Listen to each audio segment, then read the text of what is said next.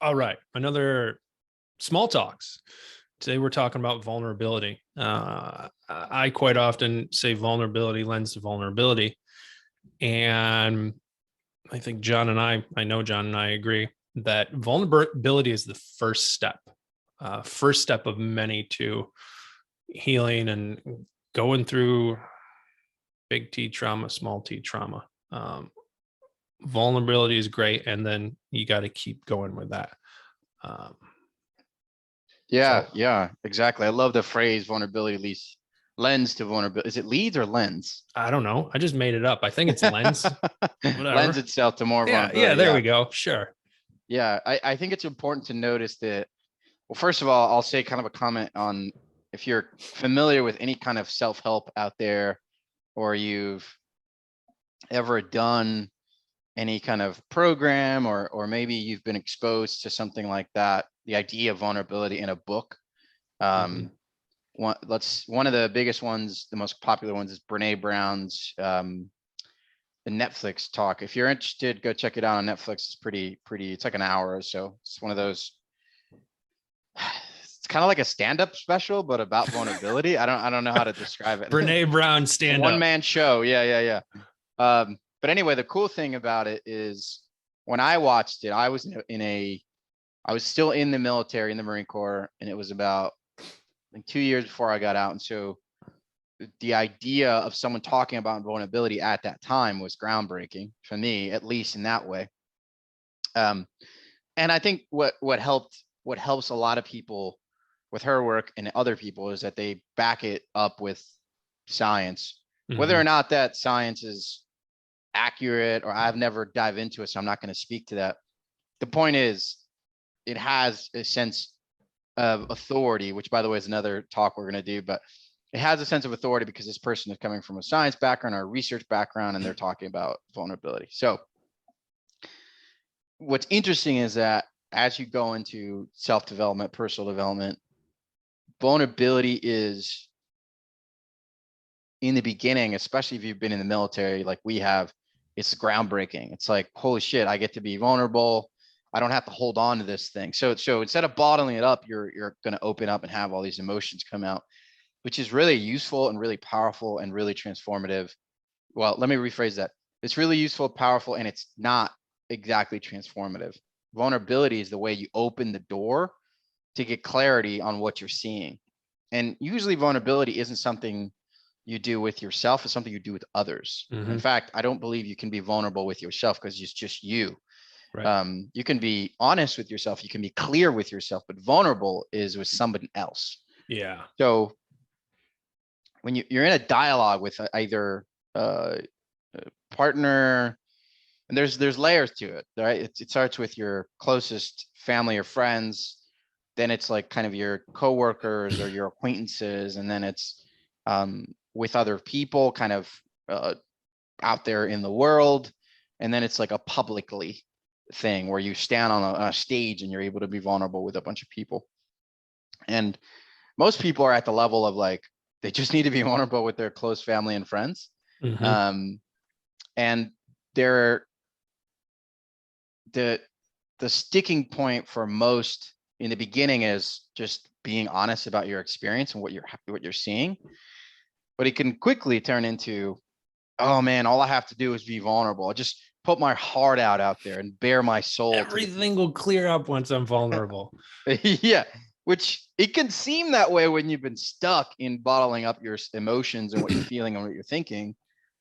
And it's just another loophole that we fall into, because that facilitation of discourse or conversation or sharing of emotion is really helpful and useful in the beginning. And then you actually have to learn how to be discerning with that, because not everybody needs you to be vulnerable. Not everybody Um, wants you to be vulnerable. right, exactly. I mean, where's like your most vulnerable exchanges? Like who do you now who are you now most vulnerable with? Are you asking? My Yeah, I'm asking you. Yeah. my wife. Yeah, partner usually is Yeah. like our most Mhm. vulnerable experience. And then it's um this is what's interesting. Once you've had a coach or a mentor or a guide of some kind, you end up being more or equally vulnerable with that person as you are with your spouse or your partner. Mhm. Partly because what's needed for you to transform or to change or to evolve is that you can be vulnerable enough with someone else who is guiding you so that they can fully see what's happening with you.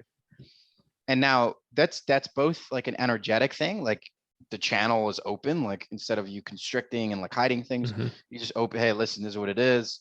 And you say all the things that you've been hiding, especially the things that you're ashamed of, which by the way, we talked about when we talked about the shadow, all the different, the dinner party.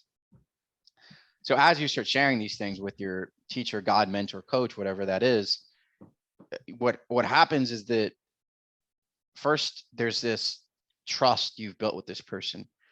Now you've allowed yourself to, in this container, open up the channel so that they can reflect back to you what they're seeing.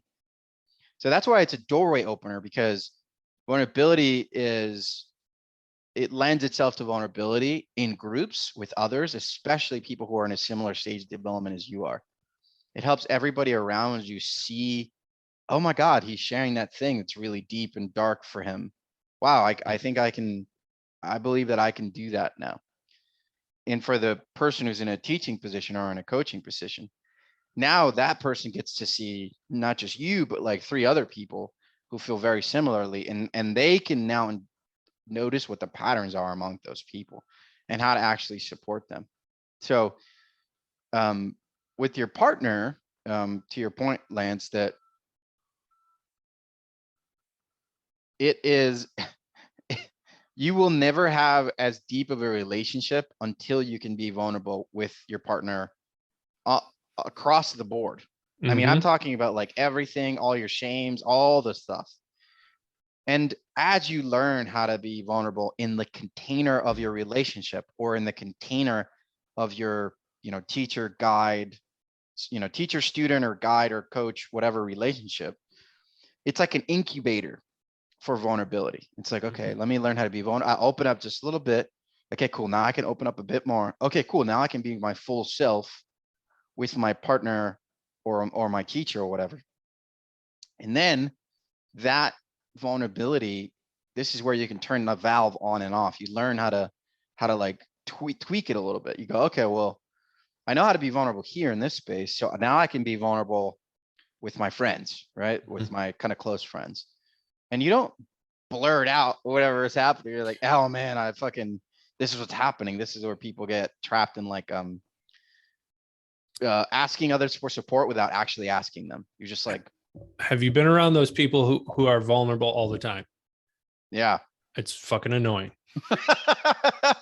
Fucking annoying. It's fucking annoying. Yeah. And it's like, I love you, man, but Shut the fuck up. you can't Now, just. now is not the time and the place. We're at the bar drinking. Exactly.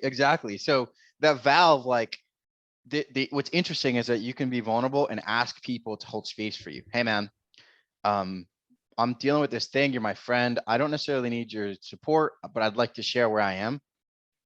Whoa, that's interesting. That's an interesting way to lead into that versus, what we used to do in the military was like, we're drinking, get drunk.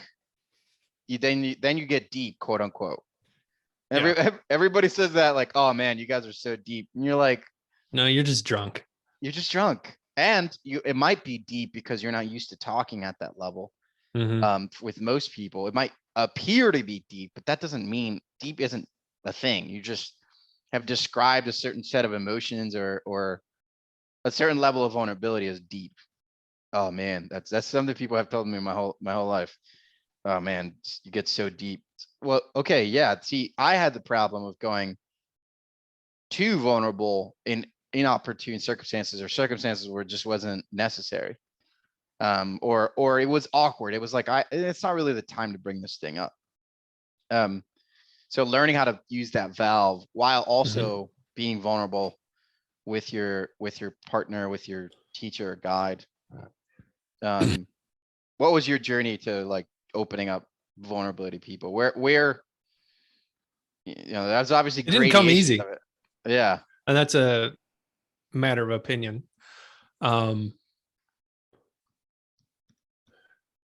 The thing that comes up for me is being vulnerable. There's a lot of shame involved. Mm, Ooh, I yeah. don't want to share this because I think that blah, blah, blah. Somebody might not, whatever. We have all this thing.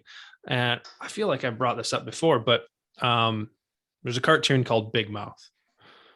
Great cartoon, fucking hilarious. And it's about kids growing up, dealing with hormones, dealing with the stuff that kids deal with. And there's something in there called the shame monster. And it's this thing that's looming in the background that makes you feel shameful about sharing stuff. And my wife, we talked about this being vulnerable and shameful. Everybody has their shit. Everybody has something they're shameful of. Everybody has some little story in their background, and everybody's afraid to be vulnerable about it. But everybody else is dealing with the same thing. And we're afraid to share it because we have shame, but everybody's dealing with the same thing. Like, it's not a big deal. Just talk about it.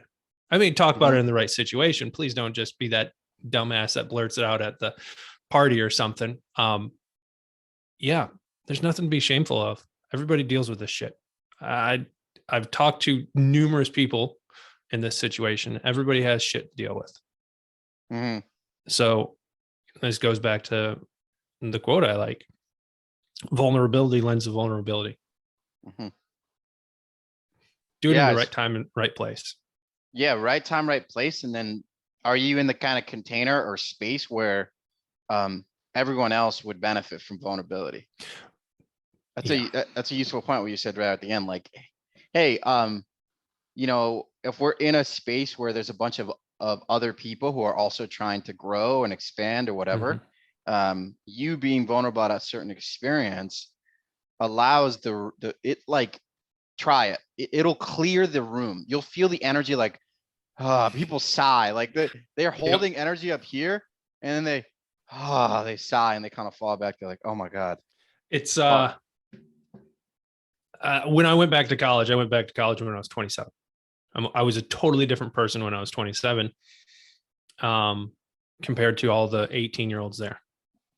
And the 18-year-olds, the professor's talking and they present something, and everybody at the end has the same question, but nobody wants to raise their hand and ask the question because they're like, oh, well, I don't want to sound stupid. At that point, I just said, fuck it. I'll be the stupid one. So many times in situations like that, when you're all in that container, being the stupid one, quote unquote, raising your hand and being vulnerable, just like you said, just brings it down 10 levels. It levels the whole playing field. Yeah. Like, it's everybody just let out a big deep breath and you can literally feel it. Yeah. And you'll notice, like, as you become more, depending on how developed you are, you'll notice, like, as you become more sensitive to your own energy, like what's going on in your own life and your body, etc., you'll notice that sensation of like the energy falling in the room. And you don't need to be like super advanced or anything. Just notice the difference in how people's like posture changes, like in the space around you. Like, I'm not kidding. It is literally like people will be up here and then they'll like drop their shoulders and lean back. You'll notice like people start breathing more relaxed. And especially in our community of veterans who are taught to like tighten up and tension up, when they start letting go, that initial opening is really, really powerful. And I'll say an additional thing here around storytelling. The reason we believe that vulnerability is a doorway opener and not just like an end in and of itself is that in the veteran community, people are really good storytellers. God, yes. In general, just good storytellers. They can tell really great stories about the wars that we're in, or like, there I was in, fucking the strip club stand or at the strip club. Yeah, I was deployment stories. It involved ping pong balls and beer. Drinking stories. There's always great storytellers in the military, which is interesting. But you probably noticed how many books on raids and how many SEALs out there are talking about how awesome they were in the military and then how they're doing ayahuasca now and how that's changed them. Here's the point. In those experiences, you'll notice that you get drawn into people's vulnerability. You're like, wow, like he's sharing about his darkness or whatever. That's a common term. Or he's sharing about, let's say the difficulty he had in his transition, or fuck, man, that must have been really hard. And so you get connected to that person because you're sharing vulnerably. Now, it's good. It's a great place to start, but I want you to think about this. Like, as you go deeper in those layers and you start learning that vulnerability is just a doorway opener, you'll start seeing that a lot of the storytellers out there are just that. They're telling stories, but they're not helping you go any deeper. They're not helping you change, transform, evolve. They're just sharing their story. And so this is why I said, like, vulnerability, especially with storytelling, is really helpful in the beginning. And notice where you start to loop in those behaviors. Like, notice how often you look. This happens when you are with buddies of yours who are in the military, and you start sharing about it as veterans. You're like, oh man, feels so good to like be with people who I can share like experiences with. So they're vulnerable, right? And then you create loops of trauma loop. It's called trauma looping, where you're like, all you're talking about is the war, or how fucked up your command was, or how much you fucking hated drill, or whatever it is. You have this sort of trauma looping. And so you'll notice, you'll go on like famous veteran podcasts out there, whatever. I'm not going to name names, but there's a lot of storytelling very much in that way. And it's great. It makes for really cool, like everyone's attention is on it. Like, whoa, fucking story. What did you do? How did you invent that helicopter? Holy shit, you must have saved that guy. That was wild. And is that vulnerability lending itself not just for other people to open with each other, to connect, but to actually evolve and change? That's the question to ask yourself, especially with storytellers and storytelling in general. Is the story helping me go deeper into my own patterns so that I can heal them? Or am I still kind of doing the same shit and saying that I'm being vulnerable? Oh, I'm being vulnerable. You know, I'm being vulnerable. So vulnerability is a great practice. It's a good valve to turn on and on. It's a good, I wouldn't even call it a practice. Start. It's a good start. It's more like a describe it as like a function. Vulnerability is a good function, but it's not necessarily the endpoint of self-development or transformational work.